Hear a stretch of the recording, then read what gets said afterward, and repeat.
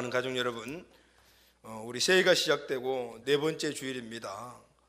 첫 주일에는 하나님이 모든 인간들에게 주신 번성 번영의 축복을 우리가 함께 나누고, 또 특별 새벽 기도를 통해서 기도하면서 그 기도 내용들을, 그 말씀들을 우리가 구체화하는 시간을 가졌습니다. 그리고 둘째 주일부터 이제 오늘 마지막 주일까지 교회 관에 대해서 우리가 함께 말씀을 나누고 있습니다. 자, 여러분, 이 땅의 모든 교회들은 하나님이 세우셨습니다. 아멘. 그리고 그냥 세운 것이 아니고 분명한 목적을 두고 세우셨습니다. 아멘. 그래서 우리는 내 신앙의 근거를 두고 있는 교회, 그리고 그 교회가 어떤 교회인가, 그리고 지금 현재 내가 다니고 있는 이 교회는 어떤 교회인가, 이걸 잘 알아야 합니다. 왜냐하면 우리는 모든 신앙과 삶이 어떻게 보면 그 뿌리를 교회에 두고 있기 때문입니다. 그래서 그 교회는 어떤 교회가 제대로 된 교회인가, 그럼 우리 교회는 어떤 교회인가, 이 사실을 우리가 좀 잘 알아야 되겠습니다. 자, 오늘은 특히 2019년도에 우리가 함께 이뤄가야 할 사역개혁을 선포하고, 그리고 또 그것을 함께 비전으로 우리가 함께 결단하는 그런 주일입니다. 그리고 비전 성취의 핵심인 셀 리더들이 헌신을 결단하고 선포하는 날입니다. 그래서 여러분, 오후 예배는 비전 선포식과 함께 셀 리더 헌신 예배로 드려집니다. 우리 모두 함께 참석하셔서 우리 셀 리더가 아니라 하더라도 우리 교회 비전을 알고, 그리고 함께 그렇게 공유하는 시간이 꼭 되시기를 바랍니다. 아멘. 우리 교회의 궁극적인 목표가, 결국은 모든 교회에 세운 목표는 바로 지역과 민족을 넘어 열방까지 복음을 전하고, 그리고 교회를 세우는 것입니다. 그래서 우리에게 주신 바로 궁극적인 목표도 바로 1100세계 비전입니다. 1000명의 제자를 세워서 100개의 비전 교회를 지역과 민족과 열방에 세우는 것인데, 열방에까지 세우는 것이 목표입니다. 그래서 우리는 드림 2022를 준비하고 있습니다. 드림 2022는 2022년부터 본격적으로 열방 선교를 시작하는 겁니다. 그 열방 선교를 시작하는 열방 선교는 바로 우리 교회, 우리 셀 교회를 바로 열방에 그대로 세워 개척해 나가는 것입니다. 그러기 위해서는 첫 번째, 이 선교센터 대상지가 필리핀으로 정했습니다. 그리고 이 필리핀 지역에 우리가 계속해서 아우리치를 하면서 이제 올해 2019년도, 2020년도, 2021년도에 2022를 준비하기 위하여 준비하는 기간들이니까 이 3년이 굉장히 중요한 시기입니다. 그래서 우리가 함께 이루어가야 할 비전을 아는 것이 중요합니다. 여러분, 비전은 곧 우리 인생의 가치입니다. 여러분, 우리는 내 인생의 가치가 무엇인가에 따라서 오늘 그 가치를 따라서 우리가 살아가게 되어 있습니다. 그것이 내 인생의 비전이 되고 인생의 삶의 우선순위가 되기 때문입니다. 그래서 여러분, 우리는 가치를 알아야 됩니다. 가치가 바로 비전이 되기 때문입니다. 그래서 우리는 하나님 나라의 가치, 하나님의 뜻을 오늘 우리를 알아야 되고, 그 뜻을 이루기 위해서 이 땅에 세우신 그 기관이 바로 교회라는 사실을 우리가 알아야 합니다. 그래서 오늘 교회가 가져야 될 구체적인 비전이 뭔가, 그리고 우리 교회의 비전이 무엇인가, 교회의 참된 모습은 그러면 무엇인가, 하나님이 이 땅에 씌우기로 그렇게 갈망했던 교회의 모습은 어떤 모습인가, 지금 내가 다니고 있는 교회는 그러면 어떤 모습이고 어떤 교회인가, 오늘 이것을 우리가 알아야 합니다. 그래서 오전 오후에 계속해서 이 말씀을 함께 나누려고 합니다. 오늘 본문 사도행전 6장 1절 말씀을 보면은 그때의 제자의 수가 많아졌다. 할렐루야. 여러분, 많아지는 것을 뭐라고 이야기합니까? 번성이라고 그래요. 그 많아지는 양이 아주 질적으로 좋은 것을 번영이라고 합니다. 그래서 여러분, 번성과 번영은 하나님이 우리에게 주신 기초적인 축복입니다. 할렐루야. 그래서 성경 말씀 오늘 본문에도 보니까 제자의 수가 많아졌다. 여러분, 교인의 수가 많아졌다라는 것은 축복 중에 축복입니다. 오늘 우리의 삶 안에 모든 것들이 많아져야 합니다. 할렐루야. 그리고 질적으로도 좋은 많아짐이 있어야 되는 것입니다. 이것이 하나님이 오늘 우리에게 주시는 축복입니다. 번성 번영의 축복이죠. 생육하고 번성하고 충만하고 정복하고 다스리는 이 축복을 하나로 묶어서 이야기하면 바로 번성 번영의 축복이 되는 것입니다. 그래서 여러분, 사도행전에 보게 되면은 이런 표현이 자주 나옵니다. 믿는 자의 수가 늘어났다. 여러분, 늘어나는 축복이 우리에게도 있게 되기를 바랍니다. 항상 많아지고 늘어나는 것, 이것이 바로 하나님이 우리에게 주신 축복인 것입니다. 그래서 여러분, 우리는 항상 어떻게 점점 잘 되는 인생의 삶을 살아가야 돼요. 그런데 그 삶을 이미 우리에게 주신 줄로 믿습니다. 여러분, 초대교회는 처음 12명의 사도로부터 시작을 했습니다. 그런데 이 사도들이 기도하고 성령을 받았습니다. 나가서 복음을 전했습니다. 하루에 3,000명이 주님 앞으로 돌아오는 역사가 일어났습니다. 또 사도행전 4장 4절 말씀에 보게 되면은 이때는 한 분 복음 전하는데 5,000명의 남자들이 구원을 받았다고 했습니다. 그리고 오늘 본문 6장 1절에 오니까 이제 제자의 수가 3,000명, 5,000명 점점 많아지니까 이제는 수를 헤아릴 수가 없으니까 뭐라고 표현이 되냐면 제자의 수가 더 많아졌다라고 말합니다. 그리고 오늘 본문의 마지막 7절 말씀 보면은 믿는 자의 수가 심히 더 많아지니라, 이렇게. 할렐루야. 오늘 여러분 점점 늘어나고 많아지고 심히 많아지는 것, 하나님이 오늘 우리에게 주신 축복인 줄로 믿습니다. 그 당시 예루살렘의 이 초대교회에 처음 교회가 탁 태동했을 때 예루살렘 교회의 성도 수가 얼마나 되었을까요? 이 성경학자 렌스키는 그때 역사적인 배경과 등등 이 자료를 종합을 해서 그 당시에 예루살렘의 초대교회의 성도 수는 약 2만 5천 명이 되었을 것이다 라고. 금방 태어난 교회가 2만 5천 명의 초대형 교회가 된 것이죠. 이것이 바로 초대교회의 모습이었고요. 그렇다면 여러분 어떻습니까? 초대교회의 모습이 오늘날 이루어질 수가 있습니까? 없습니까? 똑같이 이루어질 수가 있습니다. 할렐루야. 왜냐하면 하나님이 초대교회에 주셨던 이 본성 번영은 지금도 여전히 모든 교회에 적용이 되는 것입니다. 그래서 여러분, 초대교회는 날마다 성장하는 교회였습니다. 할렐루야.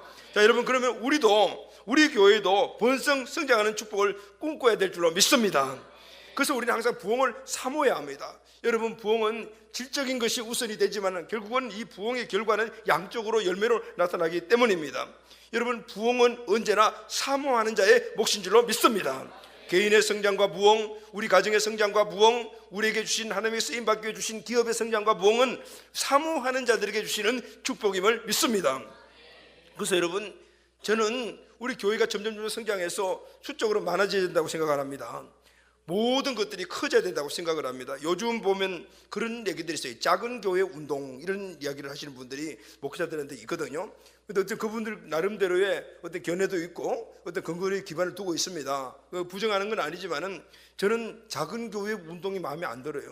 왜냐하면은 교회는 그 생태상 원래 생명력이 있기 때문에 생명력은 어떻게 해요?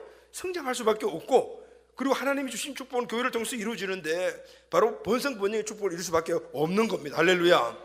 물론 초대형 교회들이 여러 가지 많은 불협화음들을 일으키고 또 문제도 있고, 그리고 또 현 시대가 지금 전도하기 어렵고 하니까 강소교회 이런 이야기를 쓰신 분도 있는데 일리가 있다고 생각을 해요. 그런데 여러분, 초대교회에 하루에 3,000명씩 하나님이 해쉽게 만들어주는 그 하나님의 능력이 지금은 없는 걸까요? 적용이 안 되는 걸까요? 저는 그렇게 생각하지 않습니다. 지금도 하나님의 주시는 그 비전과 그 원리대로 행하여 나가게 되면 하나님은 분명히 성장시켜 주십니다. 부흥을 허락하여 주시는 거예요. 사모하는 자들에게 주시는 축복이라 그 말입니다. 물론 교회가 너무 커서 막 정말 교회 자체를 움직일 정도로 비대해지게 되니까 문제가 생기더라고요. 그래서 저는 그렇게 생각을 해요. 목회자 한 명이 모든 사람들을 다 관할해 볼 수 있는 그 교회에 한 500명에서 7, 800명 그 정도 되는 교회가 바로 가장 적합한 교회라고 생각을 하거든요. 앞으로 만약에 그 이상 되게 되면 분리 개척해 나가고 분리 개척 이렇게 해야 되겠다고 생각을 해요. 여러분, 그러나 우리는 항상 번성 번영의 축복을 하나님이 우리에게 주셨다. 할렐루야. 그리고 이 원리는 하나님 주신 원리대로 살아가게 되면 분명히 이루어진다라는 이 사실을 우리가 꼭 깨닫고, 그리고 그 번성 번영의 축복을 사모하고 누리는 우리 가족들이 꼭 되시기를 바랍니다. 근데 여러분, 물론 하나님이 우리에게 주시는 이런 은혜의 복들이 있지만은, 근데 이 부흥, 번성 번영은 그냥 가만히 앉아서 딱 위에 감나무에서 감이 뚝 떨어지는 이런 것들은 아니라는 것이죠. 오늘 이 부흥을 맛보기 위해서는 우리가 극복해야 될 것이 있다. 분명히 이 부흥에는 장애물이 있다 그 말입니다. 그래서 이 장애물을 잘 극복해 나가는 원리를 알고, 그리고 이 장애물을 극복해 나갈 때 하나님 주시는 이 번성 번영의 복은 우리 모두가 누리게 될 줄로 믿습니다. 오늘 본문에도 그런 말씀들이 나오는 겁니다. 사도행전 6장 1절 오늘 본문 말씀 보면은 이렇게 기록이 되어 있습니다. 그때 제자가 많아졌는데 헬라파 유대인들이 자기의 과부들이 그 매일 구제에 빠짐으로 히브리파 사람들을 원망했다, 이렇게 기록을 하고 있죠. 당시 예루살렘 교회는 크게 두 분류의 사람들이 있었습니다. 첫째는 이스라엘에서 태어나서 예수님을 믿고 개종한 유대교에서 개종한 히브리파 유대인들이 있었고요. 또 하나는 유대의 나라 밖에서, 이스라엘 밖에서 태어나가지고, 대부분이 디아스포라라고요. 이 밖에서 태어나가지고 그쪽 문화에 살다가 예수 믿고 그리고 난 다음에 본국으로 들어와서 신앙생활하는 이 사람들을 헬라파 유대인들이라고 그래서 이 두 분류의 사람들이 있었어요. 그런데 이들은 같은 예수 믿는 크리스찬임에서도 불구하고 그들의 관심과 그 관심이 나타나는 이 태도 방식들이 좀 달랐어요. 헬라파 유대인들은 로마 정부에 대해서 긍정적이었고 히브리파 유대인들은 아주 반대적인, 아주 부정적인 견해를 갖고 있었어요. 또 헬라파 유대인들은 타 종교와 문화에 대해서 아주 개방적이었어요. 그런데 히브리파 유대인들은 율법과 정통만을 더 고집하고 선호했습니다. 헬라파 유대인들은 아주 지적이고 그리고 히브리파 유대인들은 율법적이었습니다. 요즘 말로 하면은 헬라파 유대인들은 진보파, 히브리파 유대인들은 보수파, 이렇게 나눌 수가 있을 것 같아요. 근데 여러분, 어쨌든 우리는 알아야 될 것이 하나 있습니다. 교회는 언제나 다양한 사람들이 모여서 구성원들을 이룬다라는 거예요. 할렐루야. 오늘 이 예루살렘 교회에 히브리파, 유대파가 있듯이 오늘 현재 교회도 마찬가지입니다. 다양한 사람들이 모여서 바로 교회를 이루고 있어요. 출신 지역도 다양하고 관심과 생활 수준 등 모든 면에서 다양성을 가지고 있어요. 또 지역적 다양성도 갖고 있고 정치적인 다양성, 문화적인 다양성, 그리고 사회적인 다양성들을 갖고 있어요. 그럼 여러분, 교회는 뭘 해야 되냐면은 이런 다양성 속에 있는 모든 사람들을 하나로 만들어야 돼요. 할렐루야. 왜 하나로 만들어야 합니까? 교회의 존재 목적은 하나님이 보면 목적을 두고 교회를 세웠기 때문에 그 목적을 이루려면은 생각이 같아야 되는 건, 견해가 같아야 되고 삶의 목표도 같아야 되는 건, 그래야만이 일사불란하게 그 일을 이루어갈 수가 있기 때문입니다. 그런데 다양한 사람들이 모여서 다양한 생각을 가지고 서로 생활하다 보면 분명히 충돌이 일어나게 되어 있습니다. 그런데 여러분, 이 충돌이 나게 되면 결국은 이 충돌을 어떻게 해요? 무마하고 해결하는데 에너지를 그렇게 쏟아붓다 보게 되면 궁극적으로 교회를 세우신 하나님의 목적은 멀리 떠나간, 거기에 관심을 갖지 못하게 되는 경우들이 허다하게 많이 있는 거예요. 그래서 여러분, 이 충돌을 잘 극복하고 우리가 하나가 될 때 하나님이 교회를 세우신 목적을 이루어가게 될 줄로 믿습니다. 자, 그러면은 이런 여러 가지 많은 문제들이 수없이 일어날 수가 있고 일어나고 있는데, 그러면은 이때 교회가 해야 될 일이 뭘까요? 어떻게 하면은 이런 다양성들을 하나로 만들어서 하나의 목표, 주님 주신 그 목표를 함께 이루어갈 수가 있을까요? 자, 우리 교회도 마찬가지입니다. 많은 숫자는 아니지만 그래도 여러 가지 다양한 생각을 갖고 있어서 다양한 사람들이 다양한 목소리를 내고 있어요. 자, 그러면 우리도 그럼 어떻게 해야만이 하나님이 우리에게 주신, 우리 교회를 세우신 목적을 함께 이루어갈 수 있을까요? 자, 오늘 이 말씀을 통해서 이제 우리가 하나가 되어 원래는 하나님이 주시는 귀한 목표를 향해서 힘있게 우리 한번 달려가는 우리 가족들이 다 되시기를 주의 이름으로 축원합니다. 자, 그럼 이런 여러 가지 상황들을 그럼 어떻게 극복해야 될까요? 자, 첫째는 이런 상황들이 교회 안에서 일어나고, 아마 이런 원리들은 교회뿐만 아니고 가정도 마찬가지고 우리가 살아가는 어떤 공동체에서도 다 동일한 원리라고 생각을 해요. 자, 이렇게 여러 가지 일들이 날 때는 교회는 그러면은 제일 먼저 해야 될 일이 뭐냐면 항상 생각하는 것이 뭐냐면 본질로 돌아가야 돼. 할렐루야. 본질로 돌아가야 돼. 본질을 추구해야 돼요. 문제를 극복할 수 있는 가장 첫 번째 방법이 뭐냐면은 본질을 추구하는 거예요. 본질을 늘 생각하는 겁니다. 여러분, 초대교회 예루살렘 교회 교인 수가 많아지다 보니 사도들이 엄청 바빠졌습니다. 가룟 유다의 빈자리를 마띠아라는 사람이 채워서 12명이 되었지만은 이 12명의 사도들이 수천 명, 하루에 수천 명씩 막 예수님 믿고 돌아오는데 수만 명이 되는 그 사람들을 관리하고 섬긴다는 것은 쉬운 일이 아니었습니다. 또 당시는 지금도 마찬가지지만 매우 어려운 시기여서 교회 안에도 가난한 사람들이 많았습니다. 그래서 사도들은 구제 사역을 하는데 아주 정신이 없었습니다. 그러다 보니까 사도들의 본연의 사역인 기도하고 말씀을 가르치고 훈련시키는 사역은 제대로 할 수가 없었습니다. 그 사도들이 결심을 합니다. 오늘 2절 4절 말씀을 보면은 성도들을 아마 거기에 중심되는 그런 성도들이겠죠, 모아놓고 이렇게 이야기를 합니다. 우리가 하나님의 말씀을 제쳐놓고 접대를 일삼는 것을 마땅하지 아니하니 형제들아, 너희 가운데서 성령과 지혜가 충만하여 칭찬받는 사람 7명을 택해라. 우리가 이 일을 그들에게, 일이 뭡니까? 구제하는 이 일들은 그들에게 맡기고 우리는 오로지 기도하는 일과 말씀 사역에 전념하겠다. 할렐루야. 이렇게 이제 간곡하게 부탁하면서 이야기를 했어요. 여러분, 사도들의 이 말은요, 우리가 잘못 오해하면 안 됩니다. 사도들의 말은 그러면 교회나 아니면 목회자가 구제할 필요가 없다란 말인가? 이런 뜻이 아니에요. 교회는 가난자를 섬기는 일을 그러면은 하지 말아야 되는가? 아니, 그 말도 아니에요. 여러분, 구제 사역, 가난한 사람들을 돕는 이런 피딩 사역은 꼭 필요하고 그리고 교회가 꼭 해야 합니다. 지금 전 세계 인구 중에 10억 정도가 하루에 1,000원 정도의 생활비를 가지고 살아간다고 합니다. 또 2,000원 정도의 생활비를 가지고 하루를 살아가는 사람들이 20억 정도가 된다고 합니다. 하루에 26,000명 이상의 어린아이들이 배가 고파서 굶어 죽고 질병으로 죽어가고 있다고 합니다. 남의 일 같죠, 여러분? 우리 여기 청소년들이 있는데 남의 일 같죠? 여러분들 배고파가지고 한번 해보세요. 응? 꼴딱 한번 굶어본 적이 있어요. 응? 여기 아마 중간에 우리 청년들도 그럴 거예요. 요즘 우리는 먹을 게 너무 넘쳐나서 먹으면은 비만해지니까 안 먹는 줄로 가죠. 그런데 여러분, 얼마 안 나간 다른 나라에 가보게 되면요, 지금도 굶어 죽는 사람들이 많고, 빵 하나 가지고 가게 되면 20명, 30명이 모이고, 빵 한 보따리 가져가면 200명, 300명 모이는 것은 보통으로 모을 수 있는 곳이 우리가 늘 가는 필리핀 쪽이네요. 이들에게 교회가 희망이에요. 가보게 되면 다른 희망이 없어요. 누가 도와줄 사람, 국가도 다 그들을 버려버린 거더라고 보니까요. 여러분, 필리핀 지역에 갔을 때 정말 마음 아픈 곳을 한 곳이 있었는데, 왜냐면요, 그때 여름에 갔습니다. 막 비가 막 쏟아지는데, 우리 한 지역에 갔는데, 그 교회를 갔는데, 현진 교회를 갔는데, 그 입구에, 그러니까 시 정도 되는 건데, 입구에 들어갔는데 차에 물이 막 제 다리까지 막 올라오는 물인 거예요. 그를 그냥 갔어요. 가는데 보니까 양쪽에 집이 있는데 거짓말 하나도 안 보태가지고 마당에서 집으로 들어갈 때 배를 타고 들어가는 거예요. 왜냐하면 물이 많으니까. 그러면 저 사람들 어떻게 자?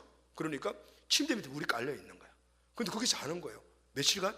그 우기 때 늘 그렇다는 거예요. 그러니까 1년에 우기가 한 8개월 되잖아요. 그렇게 산다, 우기가. 그럼 도대체 정부는 뭐 하냐? 그랬더니 신경도 안, 지대가 이렇게 낮은 거예요. 배수가 안 되니까 물 오면 그냥 차버리는 거예요.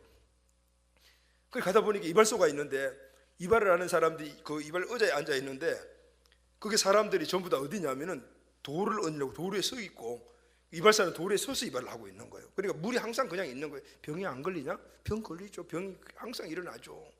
여러분, 그런 곳이 지금도 투지에 있다 그 말이에요. 그들에게 소망은요, 정부도 아니고 돈 많은 사람도 아니더라고요. 오직 기독교만이 거기에 들어가서 구제 사역을 하고 이런 것을 우리가 늘 봐요. 그래서 여러분, 교회는 이런 사람들에게 손을 펴야 합니다. 요즘 우리도 교회에서 구제 사역을 하지만은 그 구제 사역이 정말 구제 사역인가 싶을 생각도, 왜냐하면은 별로 필요하지 않아요. 물론 소외된 사람들이 많이 있지만은 굶어 죽을 정도로 그런 사람들은 없는 거예요.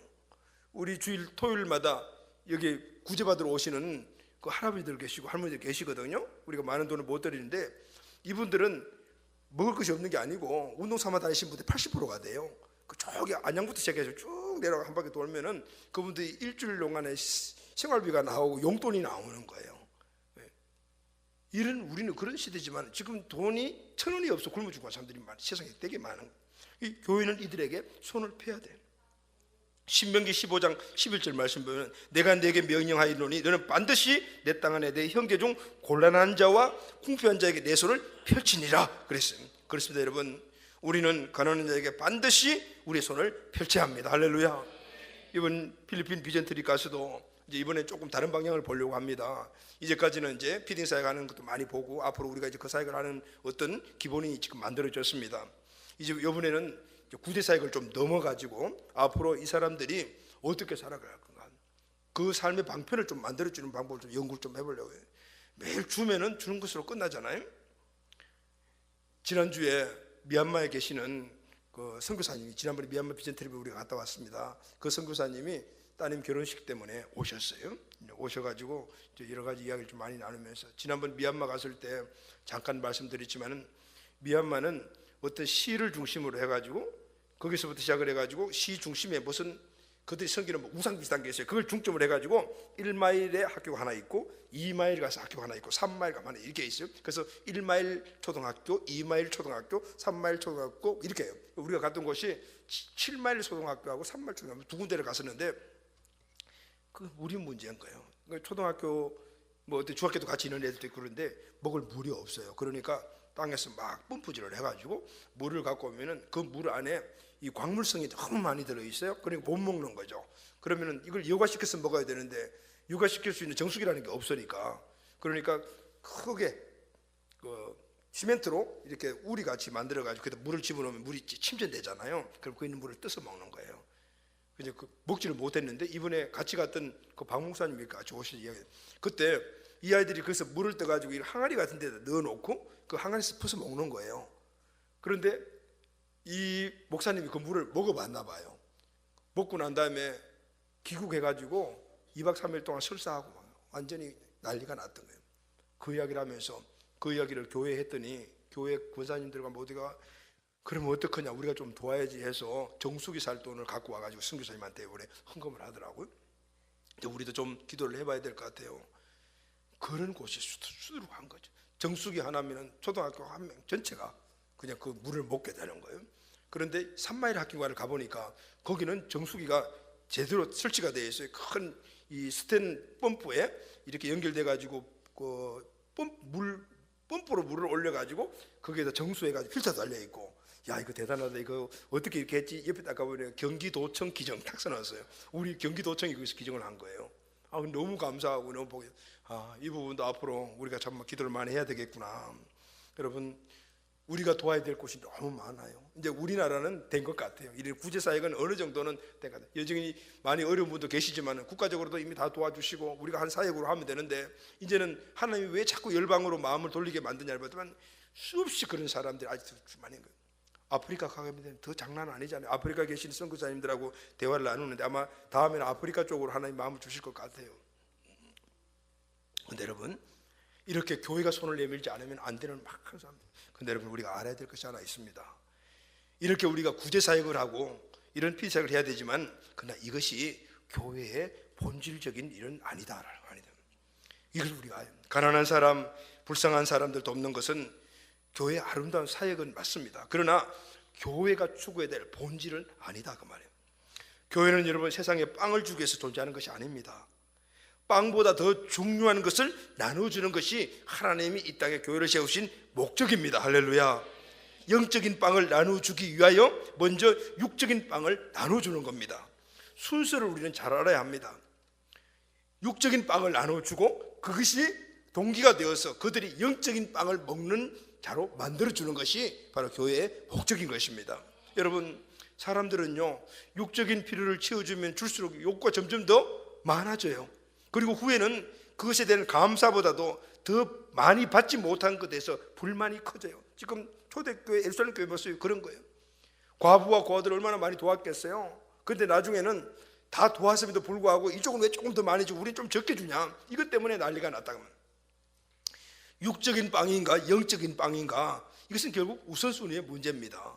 필요 없는 것이 아니라 다 필요한 것인데 무엇이 우선 중요한 것인가, 이것을 우리는 알아야 된다. 할렐루야. 아멘. 본질이 우선순위다.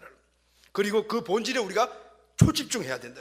무시할 것은 과감하게 무시해버려야 합니다. 그리고 선택할 것은 과감하게 우리가 선택하는 것입니다. 그리고 그 선택한 것에 그 본질에 초집중하게 될 때 그 비본질적인 것들도 함께 이루어가게 될 줄로 믿습니다. 이것이 교회의 우선순위고 그리고 하나님이 교회를 세우신 목적인 것입니다. 그래서 여러분, 우리 교회 안에 부자들이 많이 일어나야 됩니다. 할렐루야. 아멘.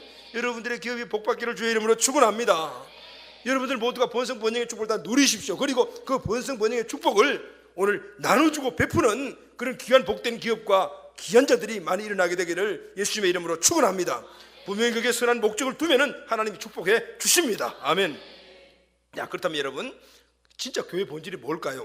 오늘 본문 말씀을 보면은 교회 본질의 첫 번째로 이야기는 기도하고 말씀을 가리키고 말씀으로 훈련하는 것이다. 할렐루야. 하면 교회의 본질이 뭐냐면은, 교회는 무엇을 하는데 우선순위를 대냐면은, 사도행전 오늘 6장 4절 보면은 우리는 오로지 기도하는 일과 말씀 사이에 힘쓰니라. 이 사도들의 본질은 구제하는 것이 아니고 기도하는 일과 말씀 사이에 힘쓴다는, 교회가 해야 할 일 많아요. 그 가운데 가장 본질적인 사역은 기도하는 일과 말씀 사이에 힘쓰는 것이다, 그 말입니다. 여러분, 기도는 하나님부터 은혜를 공급받는 일입니다. 그리고 하나님과 늘 친밀한 관계를 유지하는 일입니다. 기도는 나의 영적 호흡입니다. 믿습니까? 그래서 기도는 만사입니다. 모든 사역의 기도는 기본이 되어야 되는, 무엇을 하든지 기도부터 시작을 하고 기도하며 진행하고 기도로 마치는 거예요. 아멘. 개인과 교회 성장과 부흥은 기도로부터 시작이 됩니다. 광고에 말씀드렸지만 우리 교회는 지금 기도부흥이 일어나고 있습니다. 할렐루야. 아멘.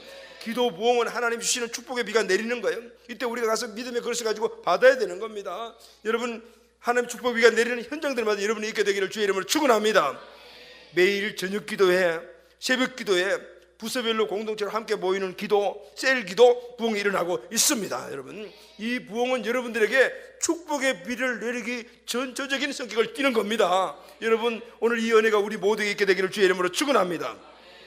그럼 말씀 사역은 무엇입니까? 말씀 사역은 하나님의 말씀을 가리키고 하나님의 말씀으로 훈련을 하고 훈련을 받는 것입니다. 기도와 말씀은 교회와 성도를 바꾸어 놓습니다. 오늘 우리 삶의 변화는 바로 기도와 말씀으로 변화가 일어나는 거예요. 할렐루야. 개인도 가정도 교회도 이 기도와 말씀이 우리를 변화시키는 힘이다 그 말이에요. 여러분, 교회에서 하는 사역들은 다 주님이 시키신 일입니다. 그래서 많은 사역들이 있습니다. 우리는 이 사역들을 지금 열심히 하고 있고 열심히 해야 합니다. 그런데 이 사역을 하면서 우리가 꼭 알아야 될 것이 하나 있습니다. 꼭 알아야 될 것이 뭐냐면 주님이 시키시는 일, 사역에는 우리가 관심이 많고 그 일에는 엄청 노력이 기울이지만은 정작 그 일을 하라고 시키신 주님에 대해서는 무관심한 경우가 너무 많습니다.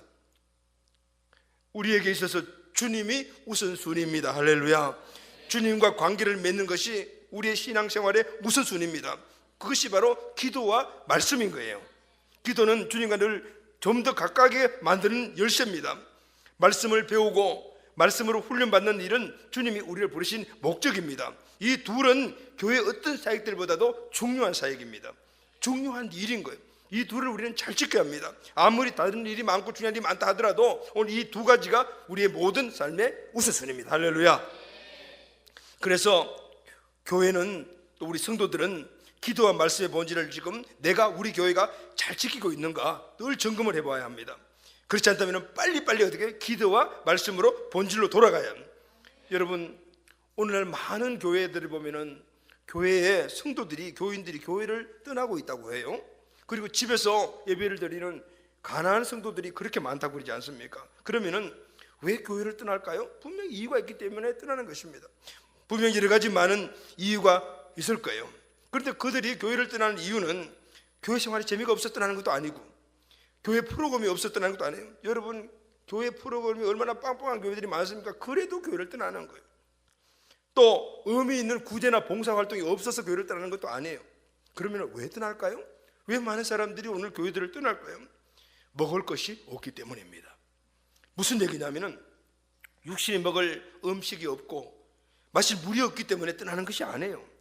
영적인 양식인 말씀이 없기 때문에 떠나는 거예요. 근데 말씀이 없는 게 아니에요. 말씀이 얼마나 많아요. 여러분, 교회에 말씀이 선포되는 시간이 따져보면 내가 설교하는 것도 일주일에 한 10번 하는 것 같아요. 얼마나 말씀이 많은지 몰라요. 그런데 제대로 먹을 영혼의 양식이 없기 때문에 떠나는 거예요. 영적 양식 같은데 먹어보니까 육신의 양식인 거예요. 그러니까 뭐가 오고 있어요? 기근이 오는 거죠. 영양을 충분히 공급받지 못하니까 문제가 안에서 오게 돼요. 그러니까 떠나는 거예요. 여러분, 우리 사람은 인간은 영적 동물이거든요. 그래서 영적인 동물은요, 분명 우리 육신의 양식 또 혼의 양식도 먹어야 되지만은 그러나 영적인 동물이기 때문에 육신의 양식과 혼의 양식만을 계속 먹으면은 만족감이 없어지게 되어 있어요. 금방 기갈이 오고 영양실조가 오게 되어 있어요. 그래서 우리는 영이 만족하는 음식을 먹어야 되는 거예요. 그래서 교회는 이 영의 양식을 공급하는데 끊임없이 노력을 해야 되는 거예요. 할렐루야. 끊임 선포되고 우리는 그 양식을 먹어야 되는 거예요. 여러분, 오늘 이 시대를 보십시오. 하나님의 말씀이 없습니까? 하나님의 말씀이 홍수같이 넘쳐나고 있습니다. 핸드폰에서도 넘쳐나고 텔레비전에도 넘쳐나고 책 모든 면에서 하나님의 말씀이 넘쳐나고, 하나님의 말씀이 없어서 기근이 아닙니다. 하나님의 말씀을 넘쳐나고 있습니다. 너무너무 많습니다. 그런데 영양가 없는 것이 많아서 모든 성도들의 영이 기근이 오는 거예요. 기갈이 온다. 그래서 여러분, 먹어도 많이 먹지만은 영양가가 없으니까 기갈이 계속해서 생기는 거예요. 그래서 여러분, 사람들이 그래서 교회를 떠나는 것입니다. 교회는 성도들이 기도하고 말씀을 배우고 훈련받는 본질을 그 가운데로 인도해야 합니다. 많은 현대인들이 시간적으로 그리고 또 여러 가지 많은 사회생활에서 바쁘고 그 힘들다고 해서 교회들이 훈련하고 말씀을 먹이는 작업을 포기하고 있어요. 여러분, 그러면 결국은 그 사람들에게 영적 기걸이 오게 되어 있는 거예요. 그게 체험받지 못하게 되면 결국은 그것을 채워주지 못하는 것을 떠날 수밖에 없다고 말이에요. 여러 가지 많은 이유들이 있겠지만은 저는 이 문제가 가장 심각한 문제라고 생각해요. 교회는 성도들이 기도하고 말씀을 배우고 훈련받는 본질로 인도해야 합니다. 성도 편에서 무언가를 하는 것이 아니고 이 본질을 가지고 성도들에게 하라고 이야기하는 것이 바로 교회의 본질인 것입니다. 영혼이 만족해야 합니다. 할렐루야. 영혼이 만족하면 범사가 행복해지는 것입니다. 이 말씀은 제 말씀이 아니고 성경이 하시는 말씀인 거예요. 영혼이 잘 되면 범사가 잘 되고 강건해지는 것, 바로 하나님이 우리에게 주신 공식입니다. 예수님으로 만족하면 모든 일이 만족해지는 겁니다.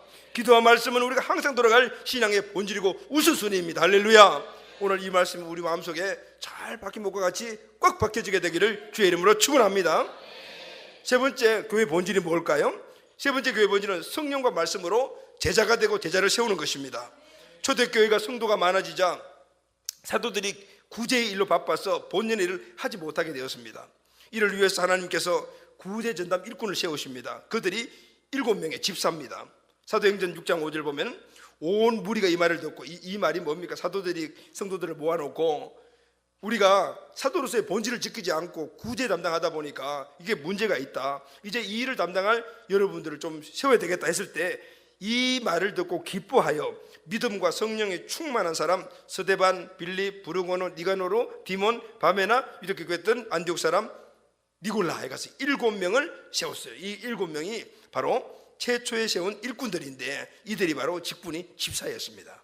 여러분, 집사라는 말의 헬라어 디아코노스는 신약 성경에 29번 나오는데 집사라는 단어로 세워진 것은 3곳이고 나머지는 전부 일꾼, 수종자, 섬기는 자, 사환, 하인 이렇게 번역이 되어 있어요. 그래서 이 디아코노스에서 섬김, 봉사라는 말이 파생되어 나왔습니다.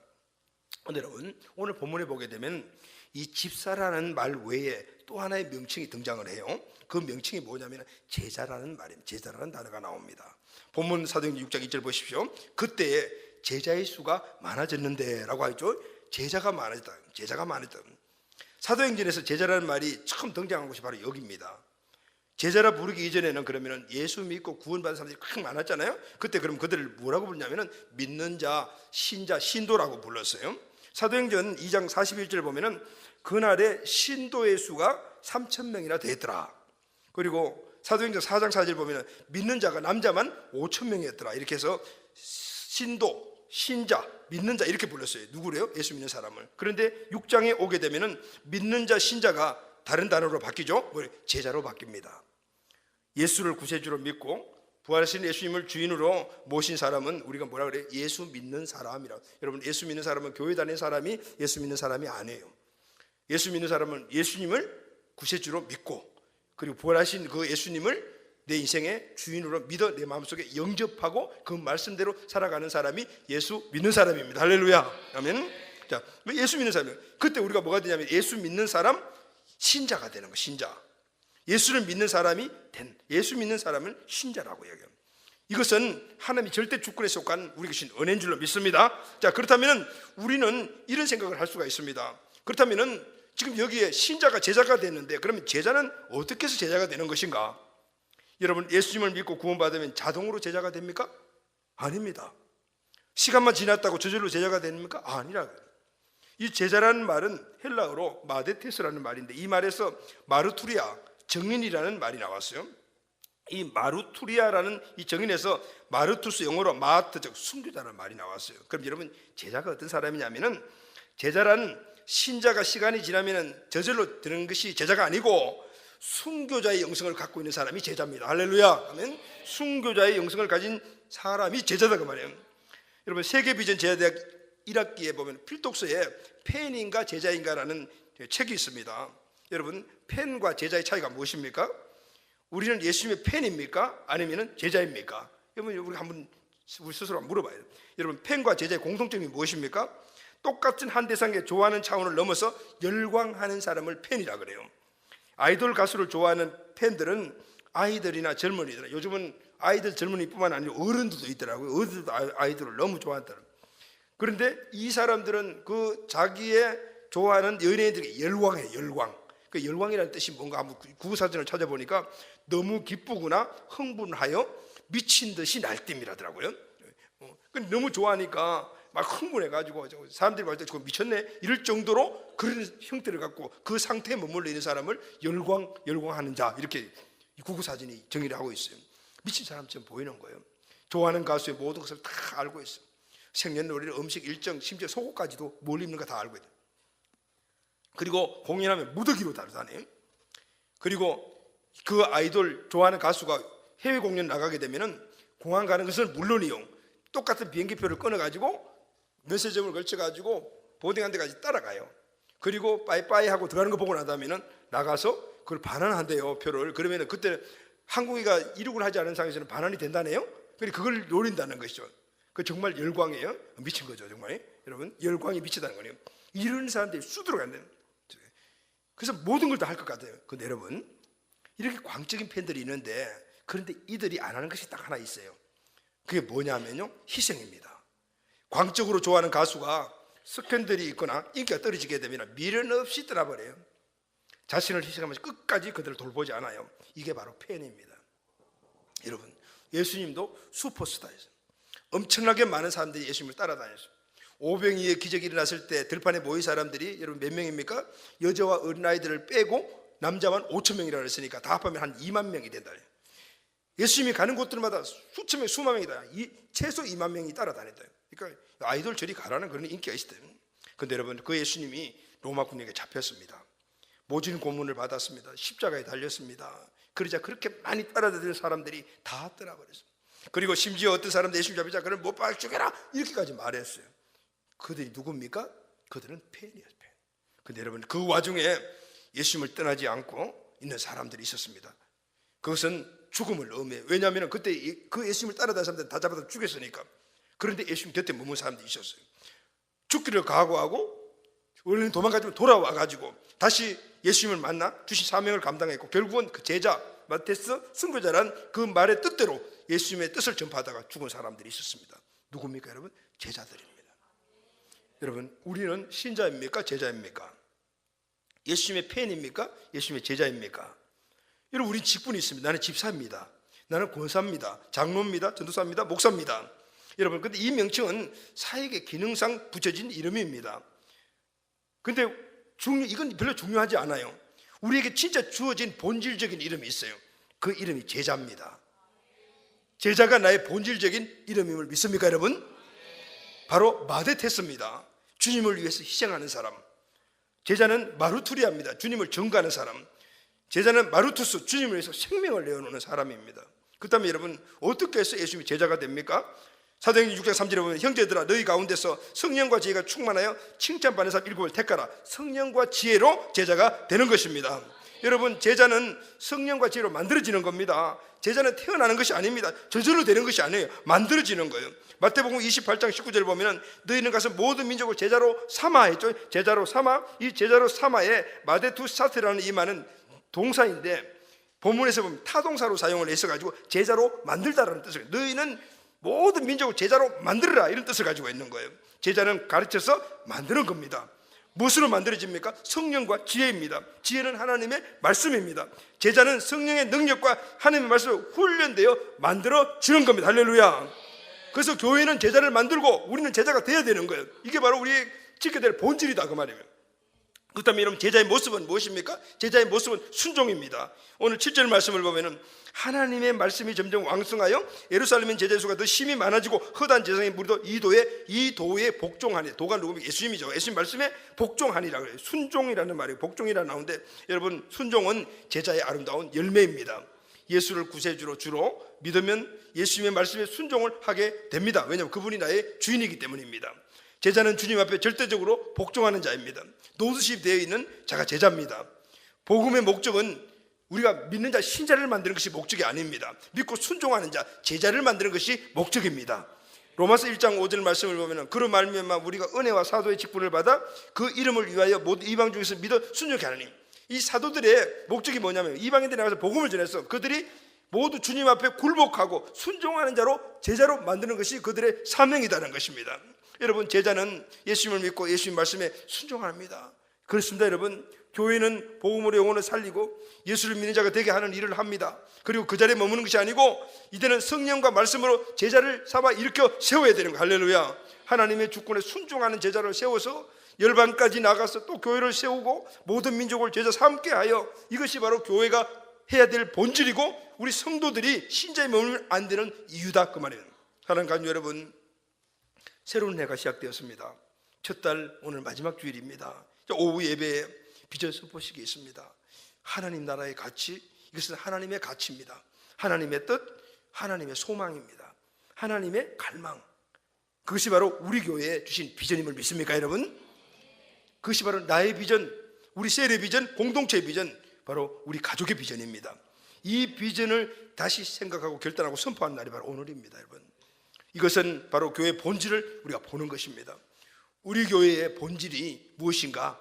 하나님이 세우신 초대교회의 본질과 같은 것인가? 여러분, 셀교회는 초대교회의 본질을 회복하여 그걸 위해서 몸부림치는 교회입니다. 초대교회와 같은 건강한 교회를 이루기 위해 힘을 다해 달려가는 교회입니다. 초대교회 성도들의 영성을 회복하여 주님 주신 사명에 이루감으로 말미암아 그것을 행복으로 여기는 성도와 교회입니다. 사랑하는 가족 여러분, 하나님 나라의 가치와 비전을 이루기 위해서 이 땅에 세우신 교회의 본질이 무엇입니까? 우리가 회복하기 위해서 몸부림치는 교회의 모습이 무엇입니까? 하나님의 갈망에 담긴 하나님의 소원인 그 교회는 어떤 모습입니까? 첫째는 항상 본질을 회복하기 위해서 애쓰고 힘쓰며, 그리고 본질을 생각하며 본질에 벗어나면 돌아오기 위해서 애쓰고 힘쓰는 교회인 줄로 믿습니다. 둘째는 기도하고 말씀을 가르치고 말씀으로 훈련받는 교회입니다. 사역이 우선순위가 아니고 하나님 관계가 우선순위, 하나님의 뜻이 우선순위가 된 그 교회입니다. 셋째는 성령과 하나님의 말씀으로 제자를 세우는 교회입니다. 신자가 아닌 제자 삼는 교회, 신자보다는 제자가 많은 교회, 그 교회가 바로 하나님이 원하시는 교회입니다.